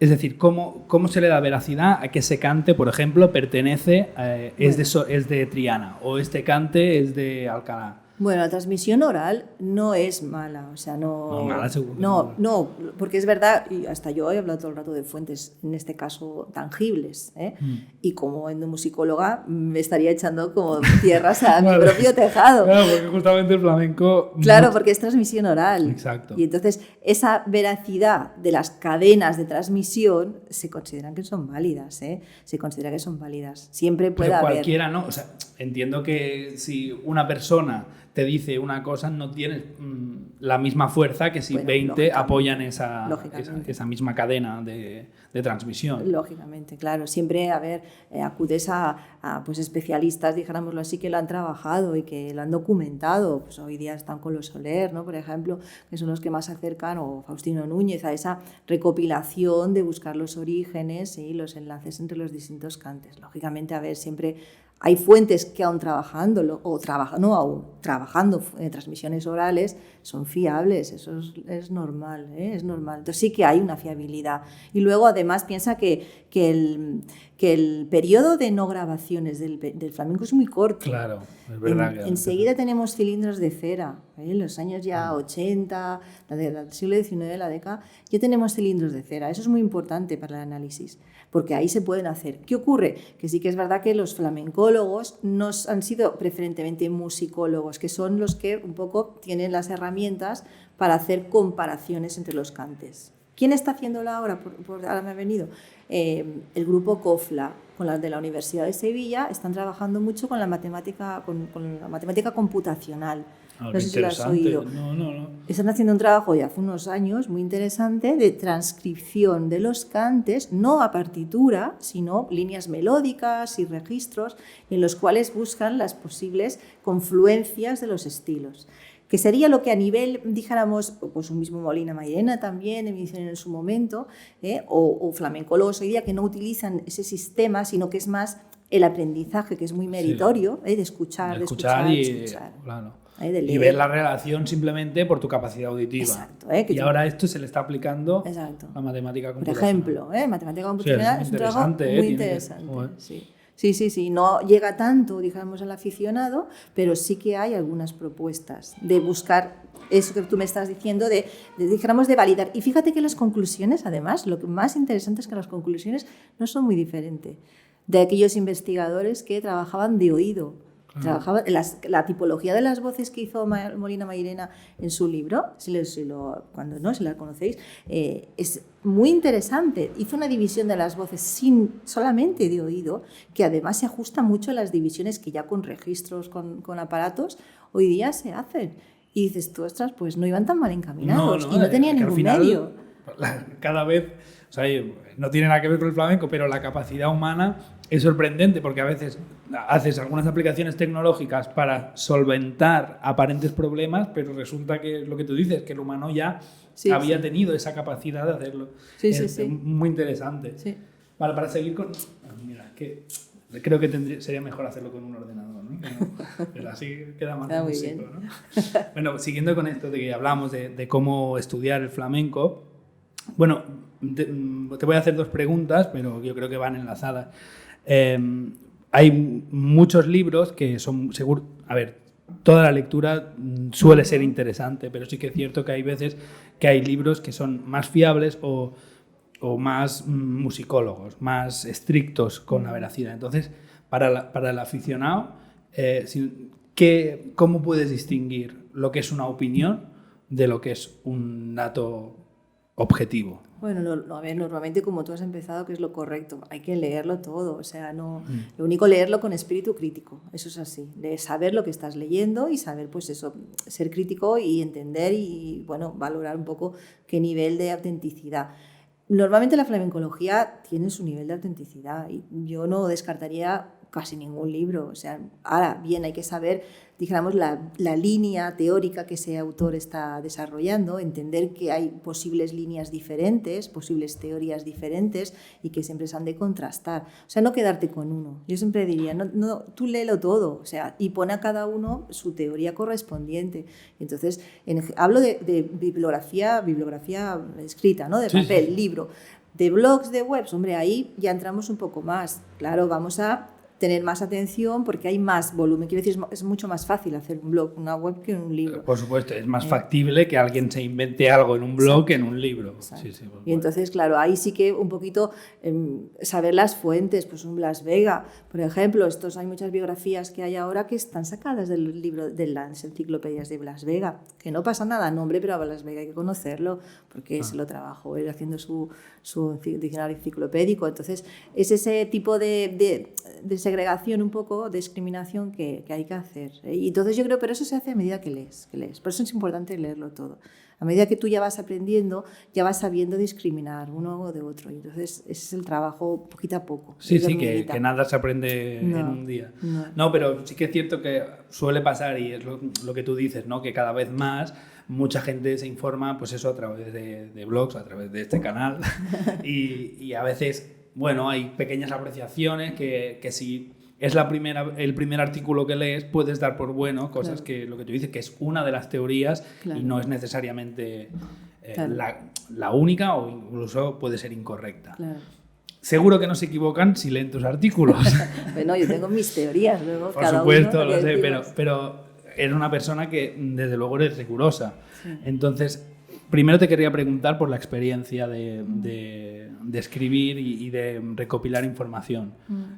O sea, y luego enlazarlo también con la enseñanza, porque ahí es donde nos conocimos y me parece algo muy noble dentro de cualquier disciplina, pero en el flamenco me parece algo muy, muy guay. No sé si queda bien decirlo esto, queda un poco serio, pero me parece algo muy, muy guay. Entonces, explícanos un poco, ¿cómo es escribir flamencología? O hay todo el proceso de investigación y... Pues sí, hay dos facetas, quizás, ¿no? Lo que sería la investigación así, y luego lo que es la redacción. A mí me pasa que me gustan mucho las dos. Tanto disfruto investigando como me gusta mucho escribir. Y entonces, y mejorar cada vez más, intentar cada vez. Y entonces el uso del lenguaje, de la lengua, el castellano, que es la lengua que principalmente escribo, aunque el catalán también, pero no lo domino escrito tanto. O sea, lo domino, pero no al nivel de exigencia que yo misma me pongo. Entonces, el tema de la investigación es sencillamente utilizar lo que te digo. Hay métodos, o sea, nos tenemos que quitar un poquito el complejo, la flamencología, y equipararnos a la metodología de unos musicólogos, no siendo musicólogos, pero yo no ya españoles, sino a nivel internacional. Claro. Están deseando los congresos internacionales que vayan flamencólogos a hablar y exponer nuevas teorías, pero claro, eso implica que tiene que haber un método común de investigación, que es tan sencillo como aprender, te digo, o sea, hacer uso de una herramienta, no es complicado. Hoy día es muchísimo más fácil a través de internet todo. Entonces, sencillamente es tener la curiosidad. Es siempre tener... Bueno, la curiosidad y la pasión, porque no... Quiero decir, no es lo mismo que yo tenga curiosidad que 25 años de carrera, ¿no? Como... Bueno, pero tú tienes curiosidad, también la tienes. Cada uno un poco con las habilidades que tiene, ¿no? Tú lo tienes, también las tienes, la curiosidad. Pero que lo importante es tener siempre esa curiosidad por querer saber más. ¿Y esto cómo será? ¿Y por qué es así? ¿Y qué pasó? ¿Y qué pudo haber? ¿Y esto tiene relación? ¿Sabes? Eso es siempre preguntárselo todo. Y entonces, porque el método, lo que te decía antes, la herramienta, se aprende a hacerla. Eso no es difícil, eso se enseña, eso lo enseñamos. En el máster, sobre todo cuando hacemos trabajos finales, ¿no? Final de máster que dirijo también, tú les enseñas una herramienta. Venga, tienes que hacer esto. Tienes que seguir el método científico. Exacto. Eso es una herramienta que se aprende. Lo que no puedes enseñar es la curiosidad. Estoy totalmente de acuerdo. Y eso Chicuelo siempre me lo dijo. Quiero decir, la afición no se enseña. Si algo no te gusta...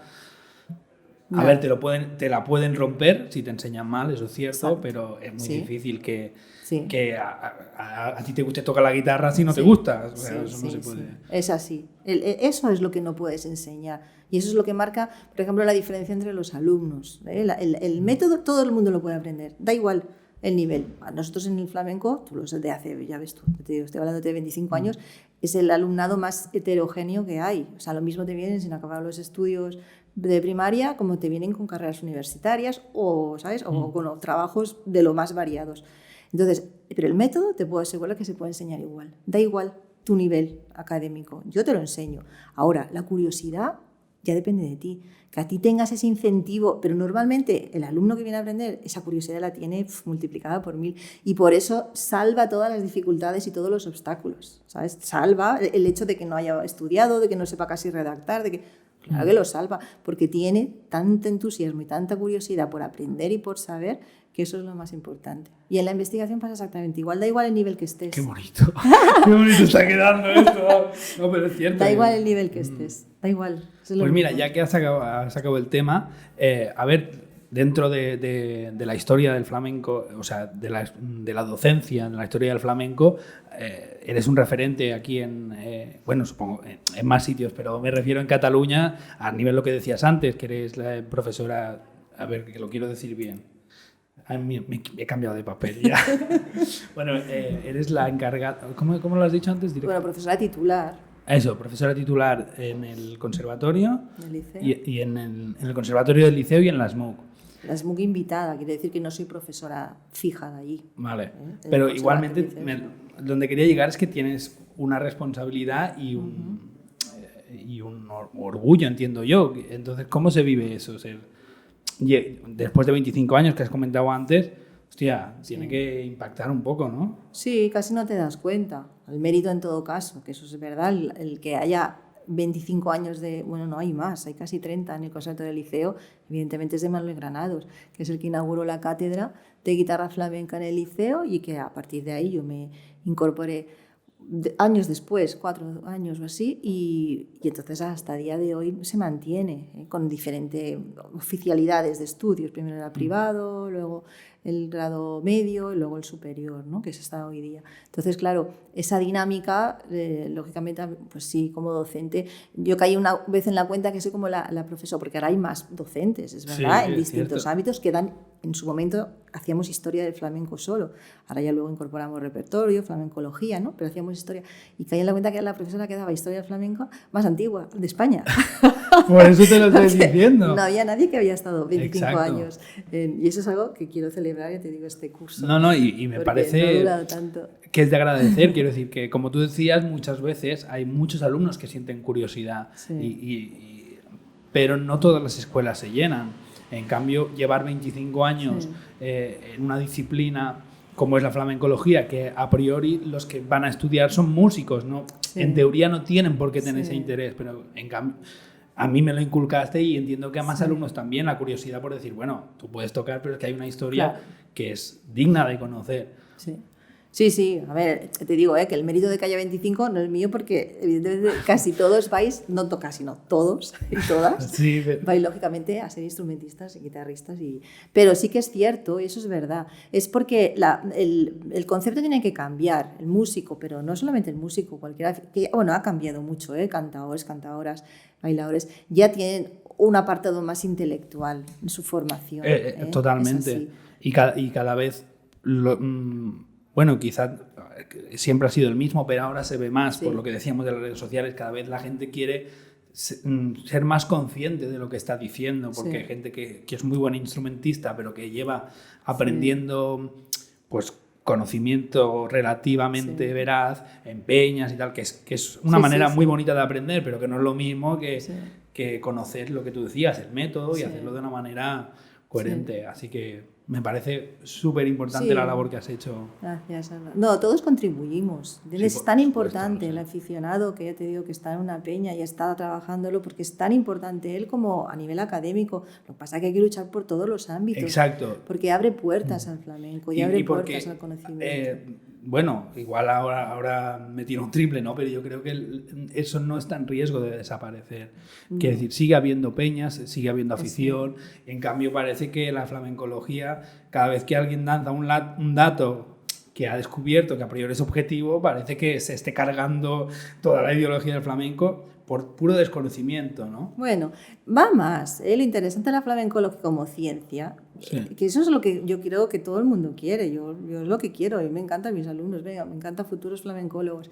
Pues claro que sí. Y que aporten cosas nuevas. Hay muchísimo que aportar a la investigación. Cuanto más aportemos entre todos, mejor. Y entonces no... Luego, bueno, siempre hay un reducto lógico que, ¿no?, que preserva más lo suyo, ¿no? Entonces eso es normal. Los que estamos en la periferia, que digo yo, en la periferia, ¿no?, del flamenco, porque no estamos ni en Andalucía ni en Madrid, pues entonces nos podemos permitir el lujo, ¿sabes? Como estamos más distantes y claro, vivimos de eso, te digo, 25 años viviendo de eso, porque nosotros estamos viviendo siempre del flamenco, y entonces nos podemos permitir el lujo, nadie nos da de comer. Entonces, ¿sabes? De mantenerse un poquito al margen y aceptar tu posición, lo que decimos, ¿no? Más, entonces yo entiendo quien está en el meollo, pues que le cueste más ceder paso, ¿no? Sí, totalmente. También lo entiendo, lo entiendo. Porque eres muy buena y muy comprensiva con todo el mundo. Vale, bueno, sí, quería hacer la sección, ya que estábamos hablando de libros, de que nos recomendaras algún libro en concreto. Ahora hablaremos también de un artículo que tienes publicado, pero algún libro que nos puedas recomendar, por lo que te decía antes, para que la gente que esté viendo esto empiece a leer algo... a ver, es que no quiero decir ninguna palabra, pero algo con cara y ojos. Bueno, yo creo que hoy día a nivel de publicaciones de historia general, dijéramos, ¿no?, que se están vendiendo más, siempre son los de Ángel Álvarez Caballero, de Editorial Planeta, que tiene esos 3 volúmenes de cante, toque y baile, y luego, evidentemente, José Manuel Gamboa, ¿no?, la historia del flamenco. Ese es el que hoy día y hace unos años se vende muy bien, y se vende porque, lógicamente, es riguroso y crítico. Y entonces, a nivel de visión general de lo que sería el flamenco, pues son muy recomendables los dos. Tampoco para especialistas, que eso ya... Entiendo. Sí, a nivel de esto, y bueno, el que yo tengo, pues también. Eso también puedes hacer algo de publicidad. La historia musical del flamenco, pues también, pues otra perspectiva, pero a nivel, ya te digo, de visión general, de lo que sería un poco de aproximación, pues creo que es interesante, sería interesante, claro, acercarse a ellos y tener mínima bibliografía flamenca en tu casa, claro. Exactamente, que la gente se pueda construir su estantería. Sí, fenomenal, tu biblioteca, claro que sí. Vale, pues para pasar con uno de tus artículos, creo que ya está escrito, el de Flamenco y la Mujer que comentabas, ya está publicado. No, es que con esto de la pandemia lo han retrasado. Vale. En la revista. Exacto. Entonces, pues mira, vamos a tener aquí una exclusiva. Sí, no, está por publicar, pero hace ya año y pico, ¿eh? Hostia. Y no sale, sí. Yo creo que ya pronto me han dicho que sí que va a salir. A ver, esperemos. Sí. Pero bueno, me parece muy interesante. Ya me dijiste que querías hablar de este tema. Y bueno, primero, ¿de qué va el artículo? Yo te dije, y es verdad, ¿no?, que el hablar de la mujer en el flamenco se tiene que hablar, ¿sabes? Entre otras cosas, por lo que hemos dicho antes de las nuevas perspectivas, de la nueva flamencología, de las aportaciones de las generaciones que han venido, dijéramos, más. Y esa nueva rama más científica que sí que se ha acercado a los estudios feministas o estudios de género, que esos pues con Cristina Cruces, evidentemente, ¿no?, Eulalia Pablo. O sea, hay varias investigadoras que se han acercado ya con un sentido muy riguroso. Entonces hay que... Por un lado, la investigación y por otro lado, la dinámica social, ¿no? Las mujeres están en el flamenco muy combativas y muy reivindicativas. Y como en el resto de la sociedad y como debe ser. Es un ejemplo de cómo se está produciendo la sociedad. El flamenco siempre es un reflejo, todas las músicas, las culturas, es un reflejo de la sociedad en el momento en que estás. Y entonces es interesante aportar esa visión, ¿no?, diferente de lo que sería el flamenco. Si no sobre el artículo, pero en general hay como 2 grandes preguntas, ¿no?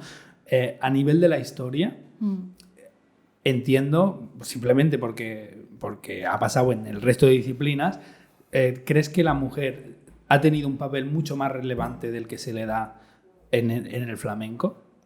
Sí, claro que la presencia, la visualización de la mujer es muy importante. El darle nombre, el darle, pues eso, saber, ¿no?, dónde actuaba, qué actuaba, cómo lo hacía, es darle esa presencia y no tenerla oculta. Entonces, se ha adjudicado un papel más íntimo, más en el ámbito privado a la mujer y más en el ámbito público al hombre. Entonces, lo mismo, la investigación te dice que exactamente eso no fue así. Como pasaba un poco con los gitanos, ¿no? Exactamente, la documentación, si tú la analizas, la consigues y luego la analizas, que son dos cosas diferentes, o sea, que piensas y dices, hombre, pues yo estoy viendo muchas mujeres que actuaban en los cafés cantantes, oye, estoy viendo muchas mujeres que tocaban la guitarra, no sé si muchas o pocas, pero había mujeres que tocaban la guitarra, había mujeres que actuaban en cafés cantantes, que bailaban, que interpretaban, y entonces en la historiografía general, dijéramos, del flamenco, pues no se la suele nombrar, ¿no? Hasta décadas muy recientes. Bueno, no, décadas no, década, en singular. Entonces, ahí, esa es la importancia. Una vez que tú les das, las visualizas, que las rescatas de la memoria, dijéramoslo así, entonces analizas la importancia que han tenido, si han sido decisivas, si han contribuido. Vendría a ser lo mismo que los gitanos.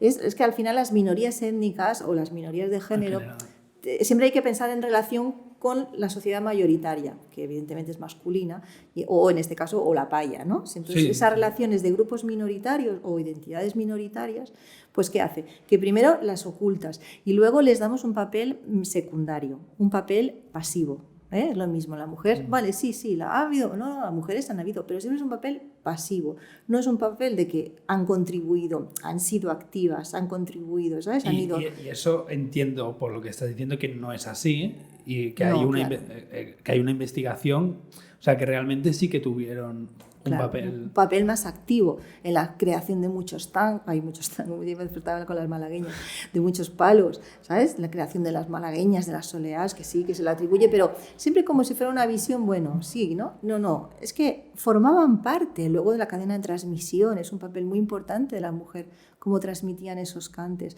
¿eh? O sea, ahí hay un trabajo que falta darle, te digo, y darle un poquito la vuelta, porque sí, muchas veces se dice, sí, la mujer ha sido importante en el flamenco, porque mira, tenemos a la niña de los peines, tenemos pues eso, a Macarrona, tenemos unas cuantas mujeres y parece que con eso ya hemos cumplido. No, a ver, se trata de cambiar la visión, se trata primero de visualizar a muchas más que hubieron y segundo, de darles un papel activo en la creación del flamenco, porque siempre hay mujeres al lado de los hombres, siempre hay. Último, también tengo algunos artículos en la revista Zoco Flamenco sobre la mujer y ahí dices, ostras, pues mira, tenemos nombres, una tal María de las Nieves, teníamos nombres de mujeres que estaban a la par, en cambio, pues al Planeta, por ejemplo, sí lo nombramos, pero a la mujer que también Serafín Esteban de Calderón me nombra uno, me nombra otra, pero a ella no la considero como la primera creadora cuando estoy viendo que tiene un papel fundamental. Es eso, son dos puntos de vista, cambiar un poquito el punto de vista. O sea, porque entiendo que como todas las ciencias siempre se ha mirado desde un punto de vista masculino. Exacto. Es el hombre, el varón occidental, es así, ¿eh? La visión está masculinizada que tenemos de la sociedad, es así. Esa por el lado que hablamos de la historia, ¿no? De poner en valor todo eso y la contribución tan importante y fundamental que han hecho el flamenco. Y luego, ¿crees que en la sociedad en la que vivimos de esta revolución que estamos viviendo, ¿crees que en el flamenco actual, igual que en toda la sociedad, pero hay mucho trabajo por hacer? Estamos en un punto más o menos... es decir, para las personas que actualmente se dedican al flamenco, tanto la flamencología como al arte, ¿existe machismo actualmente? Bueno, es que es lo mismo que decir que si en la sociedad existe machismo, es lo mismo. Claro que existe, son estructuras que están interiorizadas, son patrones de conducta, ¿sabes? Son patrones de conducta que los hemos asimilado como algo natural y entonces no le damos importancia. Ahora bien, te digo, ¿existe el mismo machismo que hace 10 años? No, lógicamente no. Eso es verdad, hay una revisión continua, se ha adelantado en ese sentido muchísimo. En el flamenco, ¿existe el mismo machismo que hace 10 años? Hombre, un poco menos, dijéramos. El flamenco aún está un poquito por avanzar más, creo yo. Por supuesto, o sea, sí, yo personalmente creo que todavía queda mucho camino por recorrer y me alegro de que estemos en el camino de cambiarlo. No, solo, por ejemplo, hablando de este tema, de que lógicamente es un camino que se tiene que hacer conjunto. O sea, eso es así. Yo soy muy del camino de que se tiene que hacer conjunto porque no entiendes, no sé, yo como mujer, yo no entiendo la vida sin los hombres y seguramente que los hombres no la entienden sin las mujeres. Y en el flamenco pasa igual, es como lo mismo, ¿no? Que es flamenco gitano, no lo puedes dividir. O sea, es tan uno como el otro. Y si hablas de género es exactamente igual.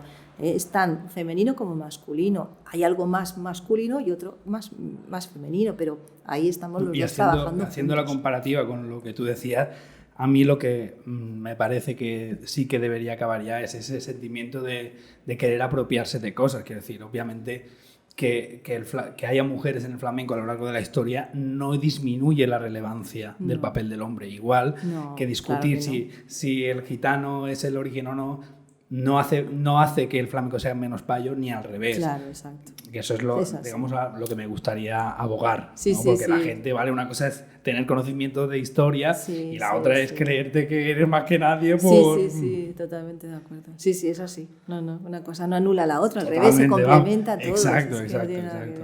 En fin. Muy bien. Bueno, ahora ya sí que para ir cerrando, muchísimas gracias por estar aquí. Bueno, si quieres decir algo así. No, nada, que está encantada. Que, bueno, enhorabuena, porque además de verdad, lo que hablábamos, todo ayuda y todo contribuye. Yo creo que todos los que nos dedicamos lo que queremos es eso, que larga vida al flamenco. Totalmente. Y cuantas más aportaciones diferentes y maneras de llegar a la gente, pues bienvenida sea. Si llega más gente o llega otro tipo de gente, más método visual, que no es, pues bien, porque a través de eso se engancharán y irán hacia lo otro y al revés, ¿sabes? O sea que yo estoy muy de acuerdo con todas las nuevas propuestas. Yo tengo creo que en este sentido intentar hacer mis pinitos en las redes también me ha abierto mucho la mente de darme cuenta que no todo lo que hay en las redes es malo ni todo lo que hay en los libros es bueno. Quiero decir que al final lo mismo que decíamos antes, hay que leerlo todo y discernir, ¿no? Pues hay que intentar participar de todo y luego ir viendo y ir discerniendo. Sí. O sea que te felicito. Muchísimas gracias. Ha sido un placer. Bueno, y a vosotros os veo la semana que viene. La semana que viene vendrá David Leiva, también conocido. Así que será súper interesante. Yo me despido desde aquí. Acordaos que os podéis suscribir, que le podéis dar al like, que ayuda un montón a nosotros y por supuesto al flamenco. Así que nos vemos en el próximo vídeo.